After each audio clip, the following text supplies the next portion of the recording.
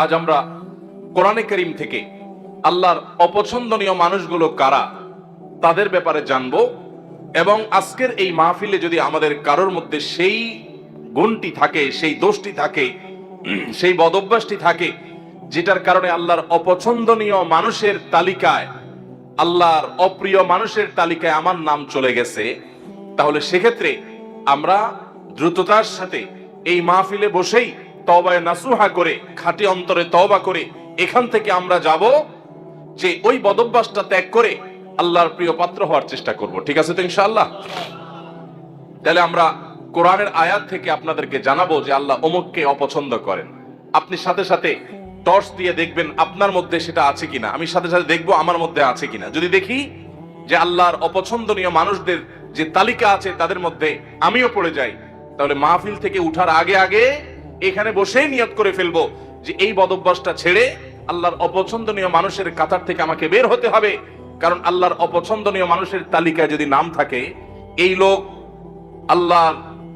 আল্লাহর সৃষ্টি জগতের সবচেয়ে হতভাগা, সবচেয়ে কপাল পড়া। কারণ আল্লাহ কাউকে অপছন্দ করেন, ঘৃণা করেন, এর মানে হলো তার ঠিকানা জান্নাত না জাহান্নাম। আজ আমরা কোরআনে কারীম থেকে আল্লাহর অপছন্দনীয় মানুষগুলো কারা তাদের ব্যাপারে জানবো। অতএব আল্লাহর অপছন্দনীয় মানুষদের তালিকা জেনে সেই তালিকায় নিজের অন্তর্ভুক্তির কথা যদি আমরা টের পেয়ে যাই, কাল বিলম্ব না করে জানার সঙ্গে সঙ্গে তওবা করব, তওবায়ে নাসুহা করব, খাঁটি অন্তর থেকে তওবা করব যে আল্লাহ আমি এখান থেকে বেরিয়ে এসেছি। আপনি তওবা করে যদি সেটা ছেড়ে দেন এবং ওই বদঅভ্যাস থেকে বেরিয়ে আসেন, আপনি অটোমেটিকলি স্বয়ংক্রিয়ভাবে আল্লাহর অপছন্দনীয় মানুষদের তালিকা থেকে আপনার নাম আপনি কাটায় নিলেন ইনশাআল্লাহ। এরপর কোরআনে আল্লাহর পছন্দনীয় মানুষদের যে তালিকা আছে, আল্লাহ তাআলা ধৈর্যশীলদেরকে ভালোবাসেন।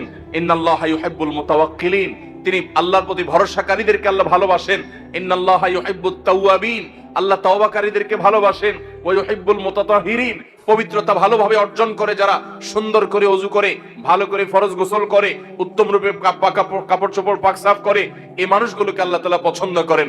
আল্লাহর পছন্দনীয় মানুষের তালিকাও কোরআনে দেওয়া আছে। আমরা সেই তালিকায় প্রবেশ করতে পারবো যদি অপছন্দনীয় মানুষের তালিকা থেকে নিজেকে বের করতে পারি। সবাই নিয়ত করবো তো ইনশাআল্লাহ? মোহতারাম হাজরিন, 6 নম্বর পারার একেবারে প্রথম আয়াত।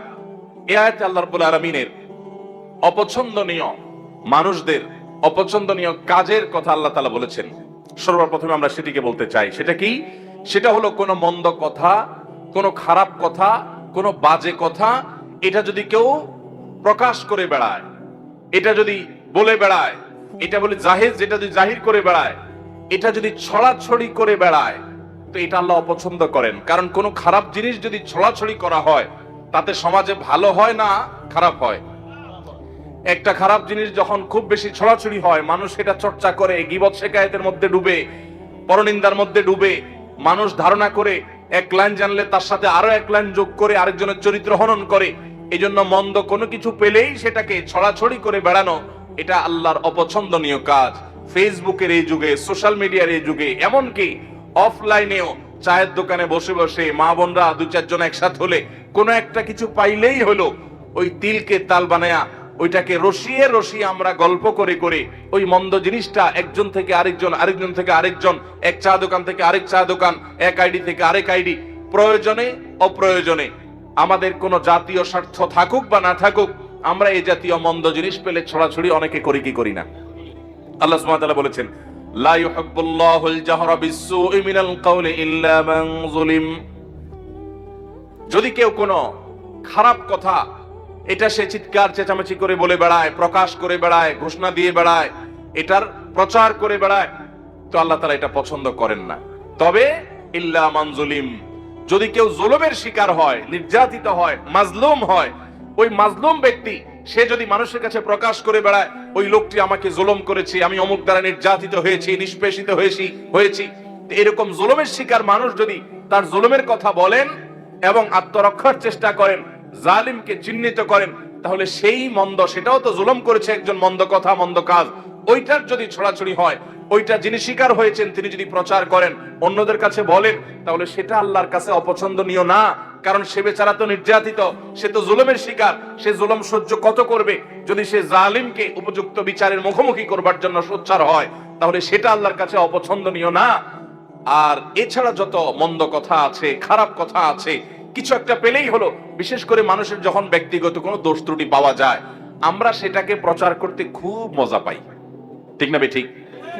নবী করিম সাল্লাল্লাহু আলাইহি সাল্লাম বলেছেন, তোমার কোন মুসলিম ভাই এমন কোন একটা ভেজালে, বিপদে, ঝামেলাতে পড়েছে যে তার ভুলের কারণে হয়তো মান-ইজ্জত যায় এমন একটা জায়গায় বেচারা পড়েছে, চিপায় পড়ে গেছে।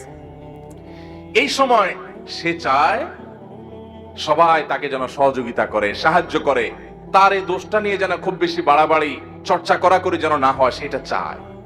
ওই সময় যদি কোনো আল্লাহর বান্দা দাঁড়িয়ে ওই ব্যক্তির ইজ্জতকে বাঁচাবার চেষ্টা করে, যে ভুলে হয়ে গেছে, অথবা এরকম জটিল কিছু না, বেচারাকে একটু তার সম্মানটাকে রক্ষা করার চেষ্টা করে, তাহলে সেক্ষেত্রে যে এই উদ্যোগ নিল একজনের ইজ্জতকে বাঁচাবার জন্য, এই বেচারাও, এই লোকটাও তার জীবনে কখনো যদি এরকম বিপদে পড়ে, তাহলে আল্লাহ সুবহানাহু ওয়া তাআলা তার ইজ্জতকে এইভাবে রক্ষা করবেন।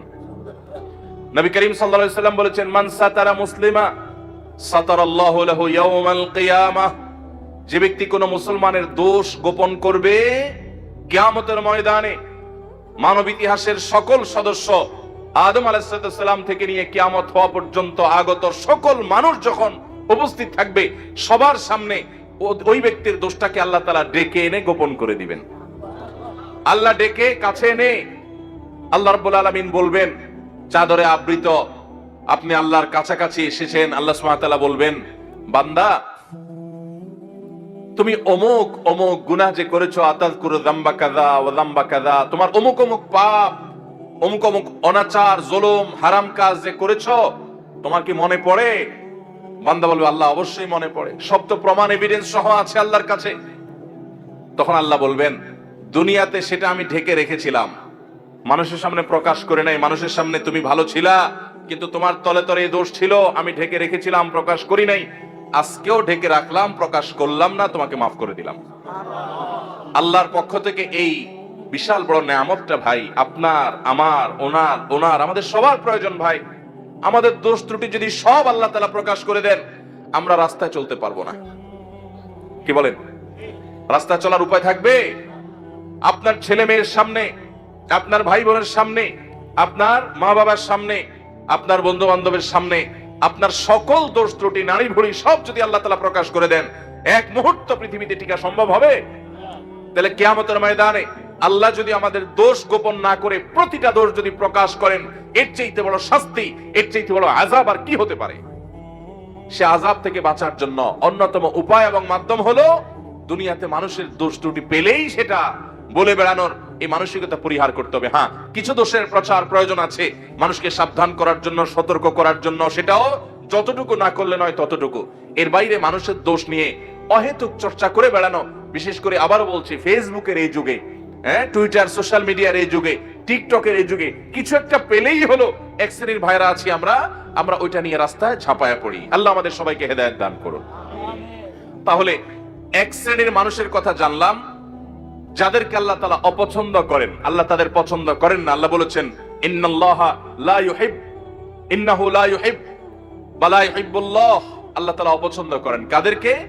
লা ইউহিব্বুল্লাহুল জাহরা বিসসুই মিনাল কাওলি ইল্লা মান যুলিম।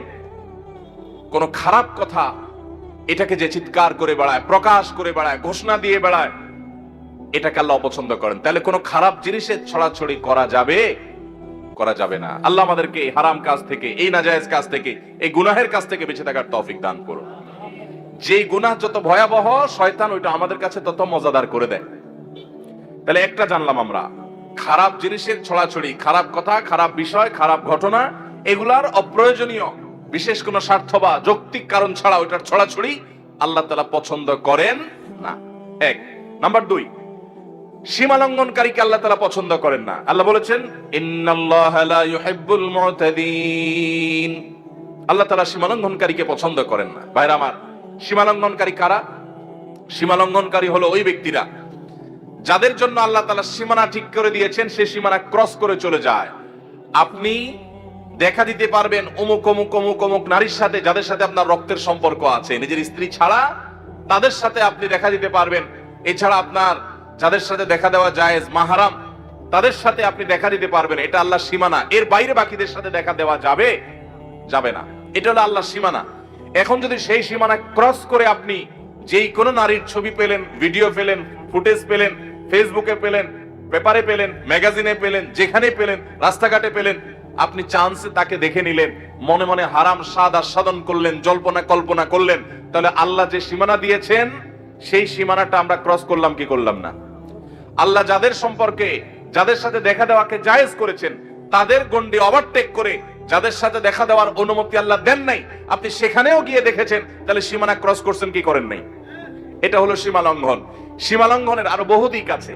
তাহলে আল্লাহ যেগুলোকে হারাম করেছেন সেগুলোতে লিপ্ত হলে সেটা হলো সীমা লঙ্ঘন। আমাদের সমাজে কিয়ামতের আগে আরো কত কিছু দেখা যাবে ভাইরা।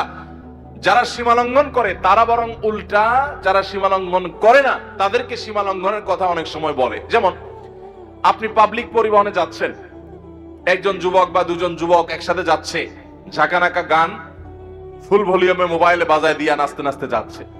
আপনি যদি বলেন যে ভাই রে, বাবা রে, এত জোরে গানের আওয়াজ দিয়ে রাখছো, আমার তো অসুবিধা হয় বা আমি গান শুনতে চাই না, তোমরা হয় হেডফোন দিয়ে শুনো আর না হলে বন্ধ করো, আশপাশে মানুষের ডিস্টার্ব করিও না। আল্লাহ এটাকে হারাম করেছেন, তুমি মুসলমানের সন্তান না, তাহলে তুমি এটা শুনিও না। এটা বলার পর দেখবেন অনেক যুবক আছে বলবে যে হুজুর বেশি বাড়াবাড়ি করা ভালো না, আল্লাহ সীমা লঙ্ঘনকারীরা অপছন্দ করেন। দেখবেন তখন ওয়াজ শুনাই দিবে। আছে না না এরকম লোক? আপনি হারাম কাজ থেকে যখন নিষেধ করবেন তখন বলবে হুজুররা বেশি বাড়াবাড়ি করে। তো যে ব্যক্তি আল্লাহর সীমানা ক্রস করে চলে গেল, বাড়াবাড়ি তো সে করলো, যে নিষেধ করলো সে তো বরং আল্লাহর সীমানা ক্রস করতে নিষেধ করেছে, সে তো বরং সীমার মধ্যে থাকতে চাচ্ছে। অতএব সীমা লঙ্ঘন করা যাবে না, আল্লাহর সীমার মধ্যে থাকতে হবে। ঠিক একই ভাবে আল্লাহ যা হালাল করেছেন সেটাও অনেকে হারাম করে, আল্লাহ যা বলেন নাই নিজে থেকে সেটাও অনেকে বলে, এগুলো সবগুলো সীমা লঙ্ঘনের শামিল। তাহলে দ্বিতীয় প্রকার মানুষ যাদেরকে আল্লাহ অপছন্দ করেন তারা হলো সীমা লঙ্ঘনকারী। আল্লাহ আমাদেরকে সকল প্রকার সীমা লঙ্ঘন থেকে, আল্লাহর হদ এবং সীমানাকে অতিক্রম করা থেকে আল্লাহ তাআলা আমাদেরকে বেঁচে থাকার তৌফিক দান করুন। তাহলে আল্লাহর কোন সীমানা লঙ্ঘন করব না। নাম্বার 3, যারা খেয়ানত করে, আমানত দিলে আমানত রক্ষা করে না, আমানত নষ্ট করে, পাপিষ্ঠ খারাপ মানুষ, গুনাহ করে বেড়ায়, নাজায়েজ কাজ করে বেড়ায়, কোনো ভয় নাই তার অন্তরে, এই মানুষগুলোকেও আল্লাহ তাআলা পছন্দ করেন না। কোরআনে কারীমে আল্লাহ রাব্বুল আলামিন তাদের সম্পর্কে বলেছেন, ইয়ামহাকুল্লাহুর রিবা ওয়া ইউরবিস সাদাকাত। আল্লাহ তাআলা রিবা এটাকে ধ্বংস করবেন, সুদকে ধ্বংস করেন, আর সাদাকাতকে আল্লাহ রাব্বুল আলামিন বাড়িয়ে দেন। ওয়াল্লাহু লা ইউহিব্বু কুল্লা কাফফারিন আযীম। আর সকল আল্লাহ তাআলা অবিশ্বাসীকে, কাফিরকে, বেঈমানকে, আল্লাহর প্রতি যাদের ঈমান নাই তাদেরকে, এবং পাপিষ্ঠ খারাপ মানুষকে আল্লাহ তাআলা অপছন্দ করেন, তাদেরকে আল্লাহ তাআলা পছন্দ করেন না। আল্লাহ তাআলা আরো বলেছেন, ইন্নাল্লাহা লা ইউহিব্বু মান কানা খাওয়ানান আযীমা। যারা খেয়ানতকারী, কথায় কথায় খেয়ানত করে মানুষের সাথে, এবং পাপিষ্ঠ অপরাধ করে, কথায় কথায় নাজায়েজ কাজ করে, আল্লাহর ভয় নেই, তার দিল কাঁপে না, এই মানুষগুলোকে আল্লাহ তাআলা অপছন্দ করেন। খেয়ানতকারী আমরা অনেকেই আছি, এমনকি অনেকে আছেন 5 ওয়াক্ত নামাজ পড়েন আবার খেয়ানতকারী। কিভাবে? আপনার কাছে কেউ কোনো টাকা পয়সা রেখেছে, আপনি সেটা ভেঙে ফেলেছেন, এবার যখন যিনি জমা রেখেছেন চেয়েছেন দিচ্ছি দেব করে টালবাহানা করছেন, এই যে আমানত রাখার পরে টাকাটা ভেঙে ফেলেছেন, এটার নাম খেয়ানত। এটার নাম কি? এরকম বহু প্রকারের খেয়ানত আছে। আপনার প্রতিবেশী মেয়ে, তাদের প্রতি আপনি চোখ চুরি করে, আপনি বাঁকা করে তাদের দিকে তাকালেন, তাদের সৌন্দর্য অবলোকন করলেন, চালাকি করে করে দেখলেন, আপনি খেয়ানত করলেন। তিরমিজির হাদিসে আসছে, নবী করিম সাল্লাল্লাহু আলাইহি ওয়াসাল্লাম বলেছেন, ইযা হাদাসা আর-রাজুলু ফালতাফাতা ফাহিয়া আমানা। কেউ আপনার সাথে কথা বললো, কথা বলার পর আরেক দিক ফিরলো, তাহলে আপনার কাছে বলার পর যদি সে বলে ভাই কথাটা কাউকে বলা যাবে না, তাহলে এই কথাটাও আমানত। এই কথাটাও কি? আমানত। আপনি যদি এটা আরেকজনের কাছে বলে বেড়ান তাহলে খেয়ানত হলো, সেটা আমানতের কি হলো? এরকম আমানতের খেয়ানত আমরা অনেকে করি কি করি না? ইমানদার কখনো খেয়ানতকারী হতে পারে না। ইমানদার এরকম বিশ্বাসযোগ্য হবে যে পৃথিবী চলে যাবে, ইমানদারের সততা আদর্শ টলতে পারে না। আজ গোটা দেশে, গোটা দুনিয়াতে এত মুসলমান, কিন্তু বিশ্বস্ত মুসলমান পাওয়া যায়?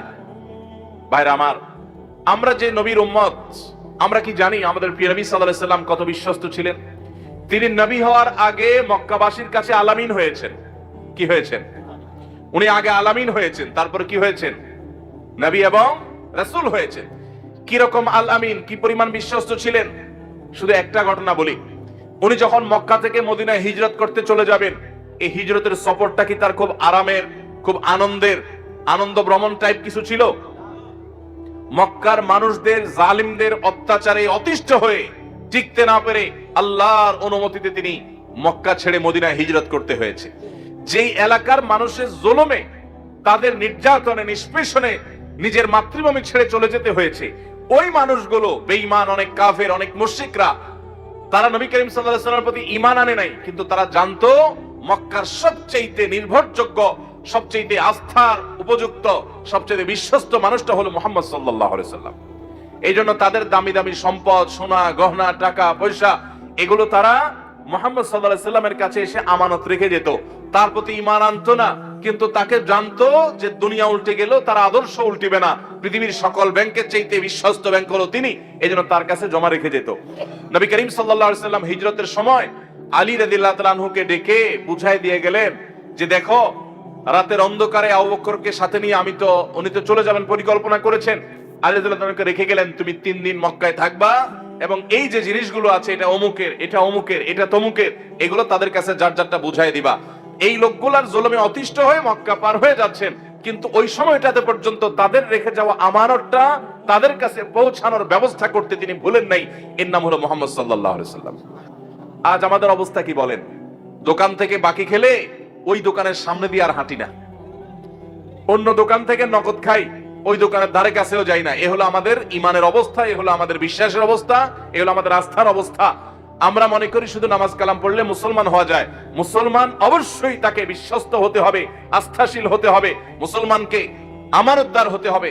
আমানতের খেয়ানতকারী, মানুষের কথা এর কথা ওর কাছে লাগায়, মানুষের গোপনীয় কথা বলে বেড়ায় এবং মানুষের টাকা পয়সা তসরুপ করে, আমানতের খেয়ানত করে, এই ব্যক্তি কখনো ভালো মুসলমান হতে পারে না। এই জন্য ভাইরা আমার, তৃতীয়ত আল্লাহর কাছে অপ্রিয় ব্যক্তি হলো আমানতের খেয়ানতকারী ব্যক্তি এবং যত পাপাচার আছে এগুলোতে লিপ্ত ব্যক্তি। 4 নম্বর, জালিম, অত্যাচারী, অবিচারী। আল্লাহ তাআলা তাদের সম্পর্কে বলেছেন, ইন্নাহু লা ইউহিব্বুজ জালিমিন, নিশ্চয় আল্লাহ রাব্বুল আলামিন জালিমদেরকে কখনো পছন্দ করেন না। অনেক লোক আছে দেখবেন, নামাজ পড়ে, রোজা রাখে, হজ করে, দান সাদাকা করে, ওয়াজ নসিহত করে, ওয়াজ নসিহত শুনে, কোরআন তেলাওয়াত করে, তাসবিহ তাহলিল করে। অনেক মহিলারা, মা বোনরা আছেন, তারা পর্দা পুশিদাও করে, কিন্তু আবার অন্যের প্রতি জুলুমও করে। আছে না নাই? শাশুড়ি তসবিহ হাত থেকে নামে না, কিন্তু ছেলের বড় উপর অত্যাচার করে। আছে না নাই? নিজের মেয়েটার শরীরটাতে তাও দেয়, আর আরেকজনের মেয়েকে পুত্রবধূ করে আনছে, তাকে খাটাতে খাটাতে পাগল বানায় ফেলায়। আছে না নাই? নিজের মেয়েটার কোনো দোষ চোখে পড়ে না, কিন্তু পরের মেয়েটার শুধু দোষ না, গুণটাও দোষের মতো দেখে। আছে না নাই? অনেক শ্বশুর আছেন, কপালে দাগ পড়ে গেছে সিজদা দিতে দিতে, কিন্তু জুলুম করেন, নানাভাবে জুলুম করেন। জমিতে যখন তিনি চাষাবাদ করতে যান, আরেকজন আইল ঠেলেন, জমি বাড়ান। আছে না নাই? ভাইরা আমার, অনেক ভাইরা আছি আমরা, দুর্বল পেলে, গরিব মানুষ পেলে তাদের উপরে চড়াও হই, তাদের উপরে অত্যাচার করি, তাদের হক নষ্ট করি, তাদের উপরে জুলুম করি। মনে রাখবেন, জুলুম এত ভয়াবহ অপরাধ, এত ভয়াবহ অপরাধ, কিয়ামতের ময়দানে কোন চতুষ্পদ জন্তু, তারা কি আমাদের মতো তাদের আমলের কোন হিসাব নিকাশ হবে? গরু, ছাগল, হাঁস, মুরগি, যত রকমের আল্লাহর সৃষ্টি আছে, মানুষ ছাড়া, জিন ছাড়া, তাদের কোন হিসাব নিকাশ হবে? আল্লাহ তাআলা হাঁস মুরগিকে বলবেন যে কি পরিমাণ খাইছো, হালাল খাইছো না হারাম খাইছো, হিসাব দিয়ে যাও। এরকম কোন কথা আছে কোরআন হাদিসে? হাঁস মুরগি যদি আরেকজনের ঘরে যায়া তার প্লেট থেকে ভাত খেয়ে চলে আসে, কিয়ামতের ময়দানে আল্লাহ তাদেরকে জাহান্নামের শাস্তি দিবেন, এমন কোন কথা আছে? কারণ তাদের এইসব হিসাব নিকাশ নাই, এগুলো হবে মানুষের। কিন্তু ভাইরা আমার, জুলুম এরকম একটা অপরাধ, এরকম একটা গুনাহ, জীবজন্তু, পশু পাখিরাও যদি একজন আরেকজনের প্রতি জুলুম করে, কিয়ামতের ময়দানে শুধু ওই একটা অপরাধের বিচার তাদের হবে। নবী করিম সাল্লাল্লাহু আলাইহি ওয়াসাল্লাম বলেছেন, শিং বিশিষ্ট কোন প্রাণী, ধরুন একটা গরু, সে শিং নাই এমন একটা প্রাণীকে যদি গুতা মারে, অর্থাৎ অত্যাচার, অবিচার করে, দুর্বল যে তার প্রতি, কিয়ামতের ময়দানে আল্লাহ তাআলা ওই দুর্বলকে শিং দিবেন, অর্থাৎ শক্তি দিবেন, দিয়ে বলবেন যে এবার তুমি ওই সবল যে তোমার প্রতি জুলুম করেছিল দুনিয়াতে, তুমি তার প্রতিকার, তার বিহিত করতে পারো নাই, বিচার পাও নাই, আজকে তুমি তার প্রতিশোধ গ্রহণ করো। একই মাপের গুতা তাকে মেরে তার শাস্তি, তার প্রায়শ্চিত্ত তুমি নিশ্চিত করো, বুঝিয়ে দাও। তাদেরকে সৃষ্টি করবেন আবার আল্লাহ তাআলা। পশু পাখি এমনি তো মৃত্যুর পর মাটির সাথে মিশে যাবে, কিন্তু যারা জুলুম করেছে ওই পশু পাখিগুলোকে, ওই প্রাণীগুলোকে আল্লাহ তাআলা আবার জীবিত করবেন। জালেম কেও, মাজলুম কেও, যে জুলুম করেছে তাকেও, যার প্রতি জুলুম করা হয়েছে তাকেও। এরপরে ওই প্রাণীদের মধ্যে পর্যন্ত যে নির্যাতিত হয়েছে তাকে দিয়ে আল্লাহ তাআলা জালিম এবং নির্যাতনকারী, অবিচারকারী, অত্যাচারী ওই প্রাণীটিকে পর্যন্ত আল্লাহ তাআলা শাস্তি দিবেন। এরপরে বলবেন কুনু তুরাবা, যাও তোমরা মাটি হয়ে যাও। এবার মাটির সাথে তারা মিশে যাবে, তাদের না জান্নাত আছে না জাহান্নাম আছে। ভাইরা আমার, জুলুম এত ভয়াবহ অপরাধ, এত ডেঞ্জারাস বিষয় যে আল্লাহ সুবহানাহু ওয়া তাআলা পশু পাখিদের কোনো হালাল হারামের বাজ বিচার করবেন না, তাদের অন্য কোন বিষয়ের কোনো হিসাব নিকাশ নেবেন না। কিন্তু তারাও যদি জুলুম করে আল্লাহ রাব্বুল আলামিন এইভাবে পাকড়াও করবেন। তাহলে মানুষ হয়ে যদি আপনি কারোর প্রতি জুলুম করেন, কারোর প্রতি অবিচার করেন, কারোর প্রতি অত্যাচার করেন, আপনি নিশ্চিত থাকেন আপনি যত ইবাদত বন্দেগী করেন, আপনি যত তাসবিহ তাহলিল করেন, আপনি যত ওয়াজ মাহফিল শুনেন, আপনি যত লম্বা লম্বা কথা বলেন, আপনি যত নেক আমল করেন না কেন, জালিম এবং অত্যাচারীর অত্যাচার, অবিচারের বিচার হওয়া ছাড়া আল্লাহ তাআলা একটি কদম কিয়ামতের ময়দানের সামনে যেতে দিবেন না। ভাইরা আমার, নবী করিম সাল্লাল্লাহু আলাইহি সাল্লাম বলেছেন, সেদিন আসার আগে নিজেদের মধ্যকার দেনা পানা, কাউকে জুলুম করেছো, কাউকে গালি দিয়েছো, কারোর প্রতি অবিচার করেছো, এগুলোর বিচার, এগুলোর বিহিত, এগুলোর ক্ষমা চাওয়া, এগুলো সব ঝামেলা চুকায় নাও সেদিন আসার আগে, যেদিন কেউ কারোর কোনো উপকারে আসবে না, কেউ কাউকে ছাড় দিবে না। ভাইরা আমার, নবী করিম সাল্লাল্লাহু আলাইহি সাল্লাম সাহাবীদেরকে জিজ্ঞাসা করেছেন, আতাদরুনা মানিল মুফলিস, তোমরা কি জানো সবচেয়ে বড় ভিখারি কে? সাহাবীরা বললেন, আল মুফলিসু ফিনা মাল্লা দিনার লাহু ওয়ালা দিরহামা। হে আল্লাহর রাসূল, যার কোনো টাকাও নাই, পয়সাও নাই, আমরা জানি সেই সবচেয়ে ভিখারি, সেই সবচেয়ে হতভাগা। নবীজি সাল্লাল্লাহু আলাইহি সাল্লাম বলেছেন, সেই সবচেয়ে বড় হতভাগা না রে, আসল হতভাগা, এর চাইতে বড় হতভাগা হলো যে দুনিয়াতে অনেক নামাজ কালাম পড়েছে, অনেক কোরআন খতম করেছে, অনেক রোজা রেখেছে, অনেক দান সাদাকা করেছে, অনেক ওয়াজ মাহফিলে হাজির হয়েছে, অনেক ওয়াজ মাহফিল শুনেছে, অনেক ওয়াজ মাহফিলের ভলান্টিয়ারি করেছে, অনেক ওয়াজ মাহফিলে টাকা পয়সা দিয়েছে, অনেক অনেক ভালো কাজ করেছে, বাবা মার কথা শুনেছে, অনেক ভালো কাজ করেছে, কিন্তু সে কাউকে জুলুম করেছে, কেউ কাউকে গালি দিয়েছে, সে কাউকে ধাক্কা দিয়েছে, কারো হক মেরেছে, কারো টাকা মেরেছে, জুলুম করেছে। কিয়ামতের ময়দানে সকল পাওনাদার হাজির হবে, একজন একজন করে সবার পাওনার বিচার আল্লাহ করবেন। এবং ওই দিন তার তো আর টাকা পয়সা দেওয়ার মতো থাকবে না, ওই পশু পাখিদের মতো আল্লাহ তাআলা বলবে না তুমিও একটা ধাক্কা দিয়ে দাও। আল্লাহ তাআলা তার নেকামল যেগুলো কষ্ট করে সে আনছে ওইগুলো পাওনাদারকে দিয়ে বুঝে বিদায় করবেন। এভাবে দিতে দিতে তার নেকামল শেষ হবে, পাওনাদার শেষ হবে না। এবার পাওনাদারদের পাপের বোঝা তার মাথায় দিয়ে তারপর তাকে জাহান্নামে নিক্ষেপ করবেন। অনেক আমল করে, অনেক আমলের পাহাড় নিয়ে হাজির হওয়ার পরও এরকম খালি হাতে জাহান্নামে অন্যদের আযাব, অন্যদের গুনাহের বোঝা নিয়ে মাথায় জাহান্নামে যারা যাবে, নবী সাল্লাল্লাহু আলাইহি সাল্লাম বলেছেন, এরা হলো সৃষ্টি জগতের সবচেয়ে হতভাগা, সবচেয়ে কপাল পোড়া, সবচেয়ে ভিখারি, সবচেয়ে অভাবী, এই রিক্ত, এরকম অসহায় মানুষগুলো তারাই হবে যারা দুনিয়াতে জুলুম করে, জুলুমের বিহিত করা ছাড়া দুনিয়া থেকে গেছে। আল্লাহ তাআলা আমাদেরকে জুলুম থেকে বেঁচে থাকার তৌফিক দান করুন। আল্লাহ তাআলা হাদিসে কুদসিতে বলেছেন, ইন্নী হারামতু যুলমা আলা নাফসি, ও বান্দারা, আল্লাহ বলছেন যে আমি নিজের প্রতি নিজে জুলুমকে হারাম করে দিয়েছি। ওয়ামা রাব্বুকা বিযাল্লামিল লিল আবিদ, তোমাদের রব তার কোন বান্দার প্রতি কোন প্রকার জুলুম করবেন না, কোন প্রকার জুলুম করবেন না। আল্লাহ বলেছেন আমি নিজের প্রতি নিজে জুলুমকে হারাম করে দিয়েছি, অতএব তোমরাও একে অন্যের প্রতি খবরদার জুলুম করবে না। আমরা অনেকে আছি জুলুমকে কোনো বিষয় মনে করি না, কত জালিম, কত অত্যাচারী, কত মানুষের চোখের পানি ফেলছে, কত মানুষের কষ্টের কারণ হচ্ছে। বিশেষ করে আমার যুবক ভাইদেরকে বলতে চাই, সে সকল ভাইদেরকে, বোনদেরকে বলতে চাই যাদের গায়ে জোর আছে, যাদের শক্তি আছে, বল আছে, পাওয়ার আছে, ক্ষমতা আছে, দাপট আছে, টাকার জোর, ক্ষমতার জোর, কলমের জোর, হাই হ্যালোর জোর আছে, এই জোরের চোটে যার সাথে আপনার শত্রুতা আছে তার গোষ্ঠী উদ্ধার করলেন, তাকে দমন করলেন, তাকে মামলা দিলেন, তাকে হামলা দিলেন, তাকে জেল জুলুমের শিকার করলেন, তাকে নানাভাবে কষ্ট দিলেন। মনে করছেন আল্লাহ তাআলা দেখছেন না? মনে করছেন আল্লাহ তাআলা ভুলে যাবেন? আপনার রব লা ইয়াদিল্লু ওয়া লা ইয়ানসা, তিনি কোনো কিছু ভুলে যান না। আপনি আপনার রবকে এরকম মনে করবেন, আল্লাহ তাহসাবান্নাল্লাহা গাফিলা, জালিমরা যা করছে এগুলোর সম্পর্কে আল্লাহ উদাসীন, কিছুই দেখছেন না, এরকমটি মনে করবেন না।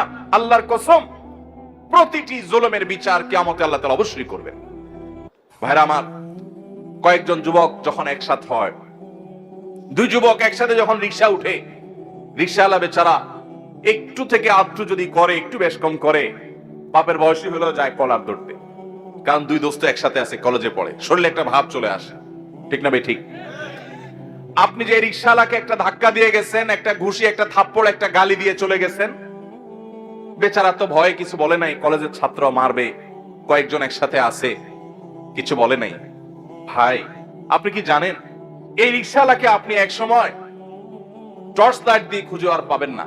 10 বছর 20 বছর পরে যখন আপনার এই অপরাধের কথা স্মরণ হবে যে আমি তো আমার যৌবনে কলেজে পড়াকালীন সময় একজন রিকশাওয়ালার প্রতি অবিচার করেছিলাম, জুলুম করেছিলাম, এখন একটু মাপ চাই, ওই চেষ্টা করলেও তো খুঁজে আর লোকটাকে বের করতে পারবেন না।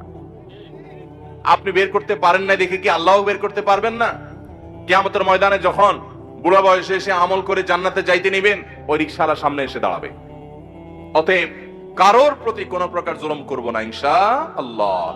শয়তানের প্ররোচনায় পরিচিত হয়ে যদি কারোর প্রতি জুলুম হয়ে যায়, ভাইরা আমার, তাহলে সাথে সাথে যখনই সম্বিত ফিরে আসবে, ঈমানি চেতনা জেগে উঠবে, সাথে সাথে বিলম্ব না করে তার কাছে করজোড় করে মাপ চাইবেন। ভাই, অন্যায় হয়ে গেছে, আমাকে মাফ করে দেন। ভাই, আমি আপনাকে একটু শক্ত কথা বলে ফেলেছি, আল্লাহর ওয়াস্তে মাফ করে দেন।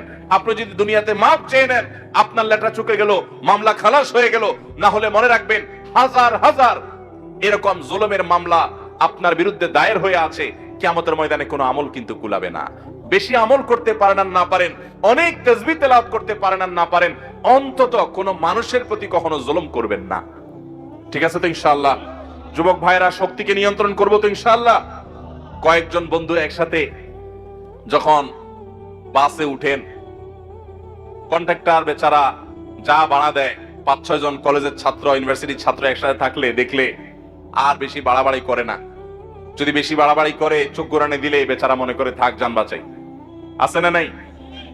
10 টাকা 20 টাকা 50 টাকা কম দিয়ে চলে আসলেন, বেচারা ভয় কিছু বলে নাই। আপনি মনে করছেন শেষ এখানে, এই মামলা এখানে শেষ, নাকি এখান থেকে শুরু? এই মামলা ফাইল হয়ে গেছে আল্লাহর আদালতে, আপনি টেরও পান নাই। কিয়ামতের ময়দানে এটা খোলা হবে। ভাইরা আমার, জুলুমের বিচার শুরু হলে রক্ষা হবে না। এই জন্য জুলুম থেকে বাঁচবো তো ইনশাআল্লাহ। আয-যুলমু যুলুমাতুন ইয়াওমাল কিয়ামা, কিয়ামতের দিন জুলুম বহুমুখী অন্ধকার হয়ে আসবে। শ্বশুর বৌমার প্রতি, শাশুড়ি বৌমার প্রতি, বা বৌমা, আজকাল অনেক সময় অনেক বৌমা শ্বশুর শাশুড়ির প্রতি জুলুম করে। অনেক বৌমা দেখা যায় দেবর ননদদের প্রতি জুলুম করে, স্বামীকে তাদের সঙ্গে মিশতে দেয় না, টাকা পয়সা দিতে দেয় না, তারা জুলুম করে। আবার অনেক সময় দেখা যায় শ্বশুর শাশুড়ি বৌমার উপর জুলুম করে, প্রতিবেশীর উপরে জুলুম করে, মালিক অধীনস্থের উপরে জুলুম করে, অধীনস্থ মালিকের প্রতি জুলুম করে, বাপ সন্তানের প্রতি জুলুম করে, সন্তান বাবার প্রতি জুলুম করে, ভাই বোন পরস্পরের প্রতি জুলুম করে, কাস্টমার মালিক দোকানদারের প্রতি, দোকানদার কাস্টমারের প্রতি, এরকম নানা শ্রেণী পেশার মানুষ শাসক প্রজাদের প্রতি, প্রজারা শাসকদের প্রতি জুলুম করে কি করে না? আল্লাহ আমাদের সব ধরনের জুলুম থেকে বেঁচে থাকার তৌফিক দান করুন। তাহলে 4 নম্বর, আল্লাহর অপ্রিয় অপছন্দনীয় মানুষ হলো জালেম। আমরা জানলাম, আমার মধ্যে যদি জুলুম থাকে আমি আজকেই তওবা করব, আল্লাহ আমাদেরকে তৌফিক দান করুন। নাম্বার 5, অহংকারী, দাম্ভিক। অহংকারী মানুষকে আল্লাহ তাআলা অপছন্দ করেন। আল্লাহ তাআলা বলেছেন, ইন্নাল্লাহা লা ইউহিব্বু মান কানা মুখতালান ফখুরা, যারা গর্ব করে বেড়ায়, অহংকার করে বেড়ায়, এই মানুষগুলোকে আল্লাহ তাআলা পছন্দ করেন না। আল্লাহর ঘৃণিত, আল্লাহর অপছন্দনীয় মানুষেরা যারা অহংকার করে। আমাদের সমাজে এরকম অহংকারের রোগ আমাদের অনেকের মধ্যে আছে, সেটাকে আমরা রোগ মনে করি না, ওইটাকে আমরা আত্মসম্মান মনে করি। আত্মসম্মান না, অহংকার এক জিনিস আর আত্মসম্মান আরেক জিনিস। আপনি নিজেকে বড় করলেন, বড় মনে করলেন, ভাবসাব নিয়ে রাস্তাঘাটে গেলেন, একটু বড় লোকের ছেলে, ক্ষমতাবান মানুষের ছেলে, আপনার চলাফেরার ভিতরে একটা ভাবসাব আসলো, বাকিদেরকে মানুষ মনে করলেন না, এটা হলো অহংকার। এই অহংকারটা আমাদের মধ্যে আছে না নাই? কারোর কাছে জ্ঞানের অহংকার আছে, কারোর কাছে পয়সার অহংকার আছে, কারোর ক্ষমতার অহংকার আছে, কারোর নাম যশ খ্যাতির অহংকার আছে। ও মালিক, আপনি আমাদের অন্তরকে অহংকার থেকে ধুয়ে মুছে পরিষ্কার করে দিন। যার অন্তরে বিন্দু পরিমাণ, জাররা পরিমাণ অহংকার থাকবে, সরিষার দানা পরিমাণ অহংকার থাকবে, ওই ব্যক্তিকে আল্লাহ রাব্বুল আলামিন জান্নাতে প্রবেশ করা হারাম করে দিয়েছেন। নো এন্ট্রি, তার জান্নাতে প্রবেশের কোনো সুযোগ নেই। ভাইরা আমার, আল্লাহর হাবিব সাল্লাল্লাহু আলাইহি সাল্লাম আল্লাহর কাছে বিনয়ী হওয়ার জন্য দোয়া করেছেন। আমাদেরকে বিনয়ী হওয়ার চেষ্টা করতে হবে। আমাদের নবীজি সাল্লাল্লাহু আলাইহি সাল্লাম বিনয়ী ছিলেন। বিনয়ী মানুষকে আল্লাহ ভালোবাসেন, বান্দারাও ভালোবাসেন, মানুষও পছন্দ করে। নরম মানুষ, ভদ্র মানুষ, বিনয়ী মানুষ, অহংকারী, দাম্ভিক এবং খুব বেশি গর্ব করে বেড়ায়, দাপট দেখায় বেড়ায়, এই মানুষগুলোকে মানুষও পছন্দ করেন না, আল্লাহও পছন্দ। অতএব মাটির মানুষ হব, চলাফেরায়, আচার আচরণে, কথায় যেন কোনো অবস্থাতে অহংকার প্রকাশ না হয়। আল্লাহ রাব্বুল আলামিন হাদিসে কুদসিতে বলেছেন, অহংকার হলো আমার চাদর। আল্লাহ বলছেন, এই অহংকার যদি কেউ করে তাহলে সে আমার চাদর নিয়ে টানাটানি করে, আর যে আমার চাদর নিয়ে টানাটানি করে আল্লাহ রাব্বুল আলামিন তাকে ছিঁড়ে ফেলবেন, তাকে জাহান্নামে নিক্ষেপ করবেন, তার জন্য জান্নাত হারাম। অতএব অহংকার করা যাবে না। আল্লাহ আমাদেরকে বিনয়ী হওয়ার তৌফিক দান করুন। 6 নম্বর হলো, যারা সমাজে ফাসাদ সৃষ্টি করে, ফাসাদ সৃষ্টি করে, ফাসাদের মধ্যে সবচেয়ে বড় ফাসাদ অনেক মুফাসসিরদের মতে কাবিরা গুনাহ যারা লিপ্ত হয়, শিরকে যারা লিপ্ত হয়, শিরক করে, এটা বড় ফাসাদ। ঠিক একই ভাবে দুনিয়াতে শান্তি নষ্ট করে যারা, দেখবেন অনেক লোক আছে দাঙ্গা হাঙ্গামা, গন্ডগোল, ফাসাদ, মারামারি, কাটাকাটি, এগুলোই তাদের ভালো লাগে, ফাসাদ করতে ভালো লাগে, শান্তি ভালো লাগে না। আল্লাহ বলেছেন, ইন্নাল্লাহা লা ইউহিব্বুল মুফসিদিন, আল্লাহ তাআলা ফিতনা এবং ফাসাদকারী মানুষকে পছন্দ করেন না। এটা হলো 6 প্রকারের মানুষ, 6 নম্বর প্রকার। 7 নম্বর হলো ওই সমস্ত মানুষগুলো যারা অহমিকা দেখায়, অহংকার করে, আগে যে ফখর করে, গৌরব করে, বড়াই করে বেড়ায়, তাদেরই মতোই, সেটারই আপনার আল্লাহ রাব্বুল আলামিন ভিন্নভাবে প্রকাশ করেছেন, ইন্নাহু লা ইউহিব্বুল মুস্তাকবিরিন, যারা ইস্তিকবার করে, যারা সত্যকে অস্বীকার করে, অহমিকা বশত মানতে চায় না, আল্লাহ তাআলা তাদেরকে পছন্দ করেন না। 8 নম্বর হলো যারা দুনিয়া পেয়ে এত খুশি হয়ে যায় যে মনে হচ্ছে সে জান্নাত হাতের কাছে পেয়ে গেছে। মানে দুনিয়াদার যখন খুব মারাত্মক পর্যায়ের হয়, তখন দুনিয়া পেলেই সে শুধু খুশি হয়, বাস, তার কাছে আখিরাতের কোনো দাম নাই। মনে রাখবেন, দুনিয়ার কোনো নেয়ামত পেলে খুশি হওয়াটা দোষের না, কিন্তু আনন্দে আত্মহারা হয়ে গেলেন, এটার মানে হলো আপনার অন্তরে দুনিয়া ভরে গেছে। কথা কি বুঝাতে পারছি? অনেক লোক আছে দেখবেন যে দুনিয়ার কোনো অর্জন হলে খুশিতে একদম বাগবা, সে লাফালাফি, মনে হচ্ছে জান্নাত পেয়ে গেছে। আবার দুনিয়ার যদি কোনো ক্ষতি হয়ে যায়, সে এমন ভাবে ভেঙে পড়ে, মনে হচ্ছে তার সব শেষ হয়ে গেছে। এটা কোনো মুসলমানের চরিত্র না। ইমানদারের চরিত্র হলো, দুনিয়া অর্জন হচ্ছে, আলহামদুলিল্লাহ, আল্লাহ শুকর আদায় করলাম, এত আহামরি খুশির কিছু নাই, কারণ আমি তো এখনো জান্নাত পেয়ে যাই নাই। ঠিক না ঠিক? আমি যে খুশি হয়েছি, এই খুশি হওয়াটা আমার 16 কলায় পরিপূর্ণ হতো, এই খুশি হওয়াটা আমার পূর্ণতা পেত যদি আল্লাহ আমাকে জান্নাতের ঘোষণা দিতেন। কোরআনে আল্লাহ বলেছেন, ফামান যুহজিহা আনিন নারি ওয়া উদখিলাল জান্নাতা ফাকাদ ফাজ, যাদেরকে জাহান্নাম থেকে আস্তে আস্তে দূরে সরানো হবে, আর কিয়ামতের দিন জাহান্নাম থেকে তাকে মুক্ত ঘোষণা করা হবে, জান্নাতে যখন প্রবেশ করানো হবে, এই ব্যক্তি আসল সাকসেস, আসল সফল হয়ে গেল। তার এই সফলতা আর কখনো ব্যর্থতায় পর্যবসিত হবে না। এই হলো আসল সাকসেস এবং সফল মানুষ। ভাইরা আমার, সেই সফল, সেই সার্থক মানুষ আমাদেরকে হতে হবে এবং তার জন্য চেষ্টা করতে হবে। এই জন্য ইমানদারের সুখী হওয়ার একটা গুরুত্বপূর্ণ টনিক হলো এটা, যে ইমানদার কোনো অর্জনে খুব বেশি আত্মহারা হতে যাবে না, আনন্দ করবে, আনন্দ আত্মহারা হবে না। আবার কোনো ক্ষতিতে কষ্ট হতে পারে, মানুষ হিসেবে কষ্ট হওয়াটা স্বাভাবিক, কিন্তু কষ্টের চোটে ভেঙে পড়বে না। কথা কি বুঝাতে পারছি? ভাইরা আমার, আমি যখন মাদ্রাসায় পড়ি, আজ থেকে অনেক বছর আগের কথা, সম্ভবত 2 যুগ 2.5 যুগের মতো হয়ে গেছে। আমি অনেক ছোট ছিলাম। আমার মনে আছে যে একবার ঈদের সময় শহর থেকে গ্রামের বাড়িতে যাব, তো বাসের টিকিট পাওয়া খুব টাফ। আমি একটা টিকিট পেয়ে গেছি ভালো বাসে। তো খুব লাফাতে লাফাতে, আমার আব্বার এক বন্ধু ছিলেন, খুব দিনদার, খুব আল্লাহ ভীরু, এখনো বেঁচে আছেন, আমার সেই চাচার কাছে এসে খুব আনন্দ জাহির করতে করতে, একটু বেশি আনন্দ করছিলাম, ছাত্র মানুষ, যে চাচা আমি তো টিকিট পেয়ে গেছি। তখন চাচা আমার এই অতিরিক্ত আনন্দ দেখে বললেন, বাবা তুমি মাদ্রাসায় পড়ো, তুমি আলেম হতে যাচ্ছ, তোমার এই অতিরিক্ত আনন্দটা আমার কাছে ভালো লাগে নাই বাবা। আমি বললাম, চাচা এটা কেমন কথা বললেন? আমি একটা টিকিট পাইছি, খুশির খবর, আপনার ভালো লাগে নাই মানে? তিনি আমাকে বলছেন, বাবা তুমি খুশির খবর পেয়েছ, এজন্য খুশি হয়েছ, আমিও খুশি। আমি বোঝাতে চাইছি যে একজন মুসলমান, সে দুনিয়ার কোনো অর্জনে এত পাগল পড়া হবে না, তার কাছে দুনিয়াটা এত গুরুত্বপূর্ণ কিছু না। আল্লাহ কোন নিয়ামত দিয়েছেন, সে অবশ্যই খুশি হবে। আল্লাহর নিয়ামতে খুশি প্রকাশ করাটাও কোরআনের নির্দেশ, কিন্তু খুশির চোটে আত্মহারা হবে না, এত পাগল পড়া হবে না, কারণ জান্নাত তো পেয়ে যাও না এখনো। তুমি টিকিট পেয়েছো, যদি জান্নাত তোমার আল্লাহ তাআলা না দেন, আল্লাহ না করুন জাহান্নাম দেন, তাহলে তোমার খুশির 2 পয়সা কোনো দাম আছে? এত আত্মহারা হওয়া, এটা তোমার ইমানের সাথে যায় না বাবা। ঠিক একই ভাবে আমাদের সমাজে অনেক মানুষ আছি, আমরা একটু বিপদ আপদ হলে আমরা ভেঙে পড়ি, একদম স্যাড ব্যাড, মানে আমরা একেবারে মনে হয় যে আমি শেষ। ইমানদার মনে রাখবে, আমার যদি সব হারিয়ে যায় আর বিনিময়ে আল্লাহ তাআলা যদি আমার জন্য জান্নাতটা রাখেন, ব্যবসা লাভের না লসের? সব হারিয়ে গেল, একটা অ্যাক্সিডেন্টে আমার সম্পদ, টাকা পয়সা, ব্যবসা বাণিজ্য, আপনজন সব হারিয়ে গেল, সবাই বেঈমানি করলো, সবাই দূরে সরাই দিল, আমার বিপদ আপদ হতে থাকলো, কোনোটা দূর, কোনো বিপদ সরলো না, কোনো অর্জন হলো না, সব দিক থেকে ক্ষতি হয়ে গেল।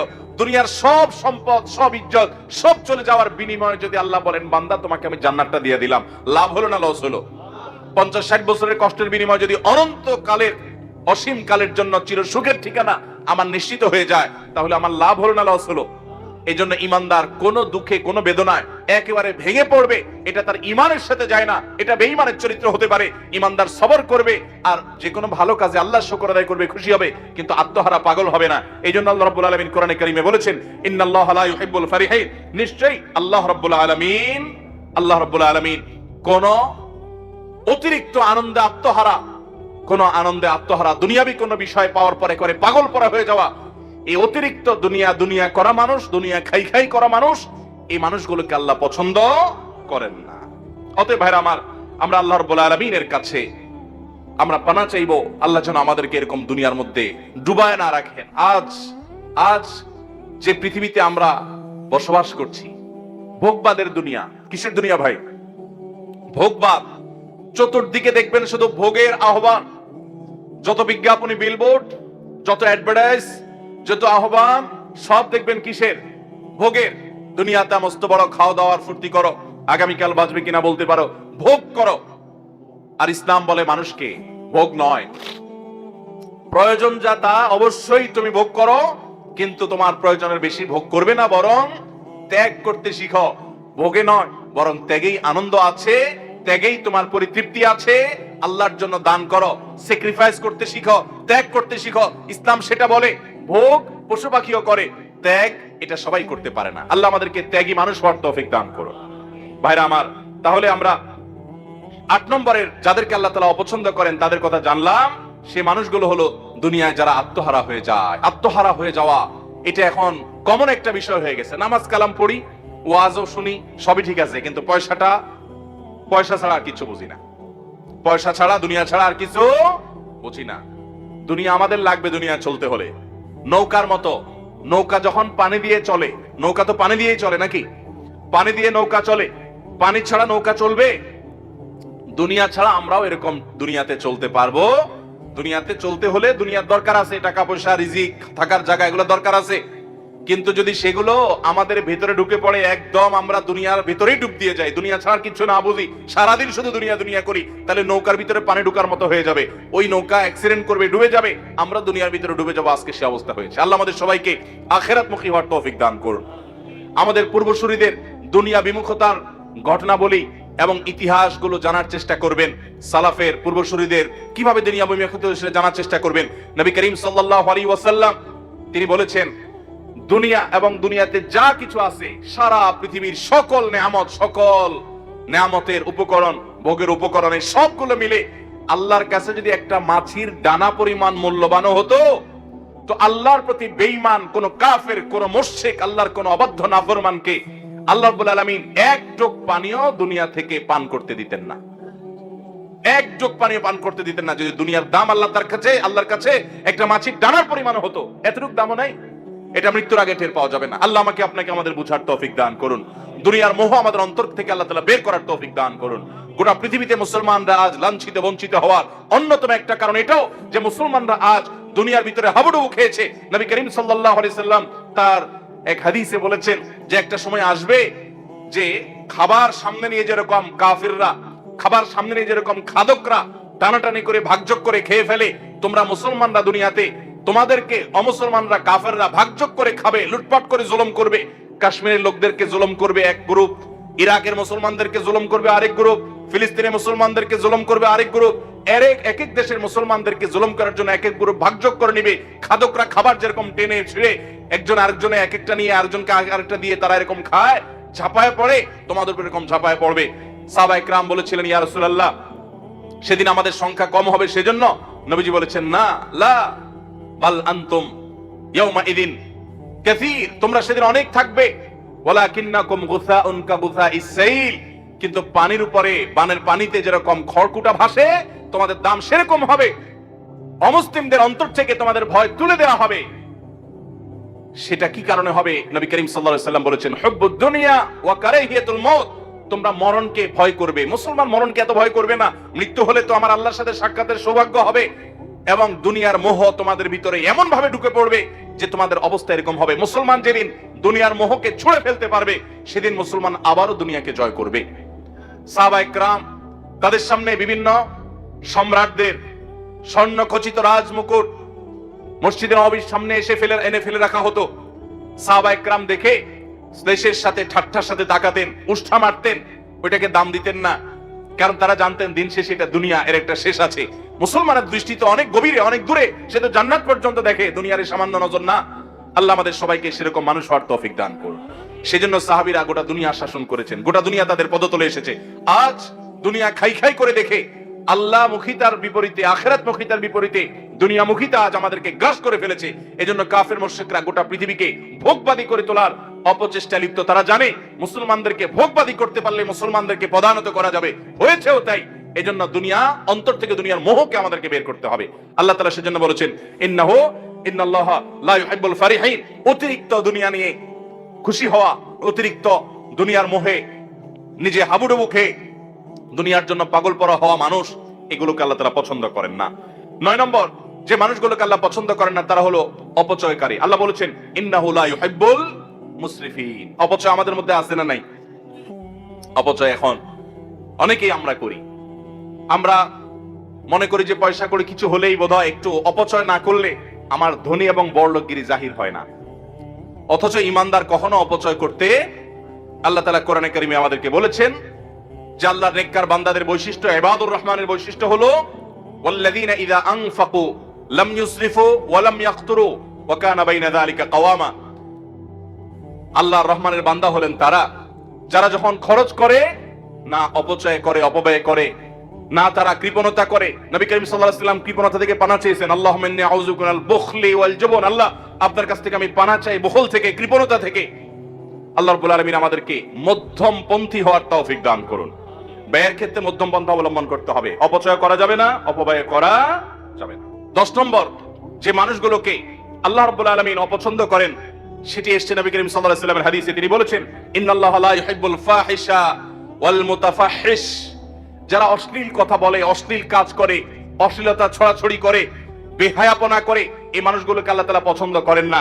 ঠিক একই ভাবে মুতাফাহহিশ সম্পর্কে মুহাদ্দিসরা অনেকে বলেছেন, এর মানে হলো যারা অশ্লীলতা এটা প্রকাশ্যে করে, সবার সামনে খুল্লম খোলা ভাবে অশ্লীলতা করে, কোন রাগঢাক করা ছাড়া অশ্লীলতা করে, এটাকে পেশা বানিয়ে নিয়েছে, এটাকে নেশা বানিয়ে নিয়েছে, এই মানুষগুলোকে আল্লাহ তাআলা পছন্দ করেন, আল্লাহ তাআলা অপছন্দ করেন।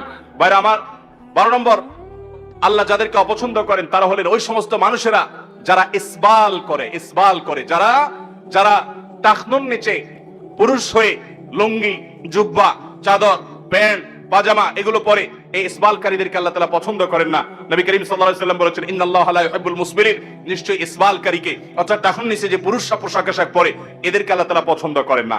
ভাইরা আমার, এভাবে আল্লাহর অপছন্দনীয় মানুষের তালিকা হাদিসের দিকে যখন তাকাই, তখন আমরা আরো অনেক পাই যে কথায় কথায় ঝগড়া করে, অনেক বেশি, তাকে আল্লাহ তাআলা পছন্দ করেন না। যে ব্যক্তি বেচা কিনা করতে গিয়ে কথায় কথায় শপথ করে, কসম খায় এবং কাস্টমারকে ঠকাবার জন্য মিথ্যা কসম খায় এবং প্রয়োজনে অপ্রয়োজনে কসম করে, অনেক দোকানদারও আছে এরকম, তাদেরকে আল্লাহ তাআলা অপছন্দ করেন। ঠিক একই ভাবে যে ব্যক্তি গরিব হয়ে আবার অহংকার করে, আল্লাহ তাআলা তাদেরকে অপছন্দ করেন। যে ব্যক্তি ধনী হয়ে জুলুম করেন, তাদেরকে আল্লাহ তাআলা অপছন্দ করেন। যে ব্যক্তি দুনিয়াটা খুব ভালো বোঝে, আখিরাতের কিছুই বোঝে না, এই মারকালা মানুষ আমাদের সমাজে এখন ভরা, এরা আল্লাহর অপছন্দনীয় মানুষের তালিকায় আছে। আল্লাহর অপছন্দনীয় মানুষের তালিকা এরকম খুঁজলে আমরা আরো অনেক পাবো। কোরআন এবং হাদিসের আলোকে আমরা কোরআন থেকে এবং নবী করিম সাল্লাল্লাহু আলাইহি ওয়াসাল্লামের হাদিস থেকে আল্লাহর অপছন্দনীয়, আল্লাহ যাদেরকে ঘৃণা করেন, অপছন্দ করেন, সেই মানুষগুলোর তালিকা জানলাম। আল্লাহ যাদের অপছন্দ করেন তারা কোথায় যাবে? জান্নাতে না জাহান্নামে? আল্লাহর অপছন্দের মানুষগুলো কি জান্নাতে যাওয়ার সুযোগ আছে? তাহলে আমাদেরকে মন্দ কথার ছড়াছড়ি এটা থেকে বেরিয়ে আসতে হবে। এই গুনাহের কাজ করা যাবে না, এটাকে শিল্পে পরিণত করা হয়েছে আজকাল সোশ্যাল মিডিয়াতে। এবং সীমা লঙ্ঘন করা যাবে না। সীমা লঙ্ঘন কি সেটা আবার বুঝতে হবে। হারামকে যদি কি ওভারটেক করে যায় সেটা সীমা লঙ্ঘন। আল্লাহ যা বলেন নাই সেটাও যে বলে সে সীমা লঙ্ঘন করে। ঠিক একই ভাবে কোনো খেয়ানত করা যাবে না, আমানতের খেয়ানত করা যাবে না, আমানত রক্ষা করতে হবে। পাপিষ্ঠদের আল্লাহ তাআলা অপছন্দ করেন। জুলুম করা যাবে না, জালিমদের আল্লাহ অপছন্দ করেন। অহংকার করা যাবে না, তাদেরকে আল্লাহ অপছন্দ করেন। ফাসাদ সৃষ্টি করা যাবে না, তাদেরকে আল্লাহ অপছন্দ করেন। অহমিকা অবসত সত্য অস্বীকার করা যাবে না, তাদেরকে আল্লাহ অপছন্দ করেন। এবং দুনিয়ার মোহে আচ্ছন্ন হয়ে এটার জন্য পাগল পরা হওয়া যাবে না। আল্লাহ তাআলা এরকম দুনিয়া পাগল মানুষগুলোকে অপছন্দ করেন। ভাইরা আমার, অশ্লীলতা যারা করে, রাগঢাক না করে যারা অশ্লীলতাকে শিল্পে পরিণত করেছে, বেহায়াপনাকে যারা শিল্পে পরিণত করেছে, এই মানুষগুলো আল্লাহ অপছন্দের এবং ঘৃণার। আল্লাহ তাআলা আমাদেরকে আল্লাহর অপছন্দের সকল তালিকায় যত মানুষ আছে, আল্লাহ তাআলা সে সমস্ত বদভ্যাসওয়ালা মানুষগুলো থেকে আল্লাহ তাআলা আমাদেরকে বেরিয়ে আসার তৌফিক দান করুন। সবাই এই সমস্ত বদভ্যাসগুলো ছাড়বো তো ইনশাআল্লাহ? আল্লাহর প্রিয় পাত্র হওয়ার চেষ্টা করবো তো ইনশাআল্লাহ?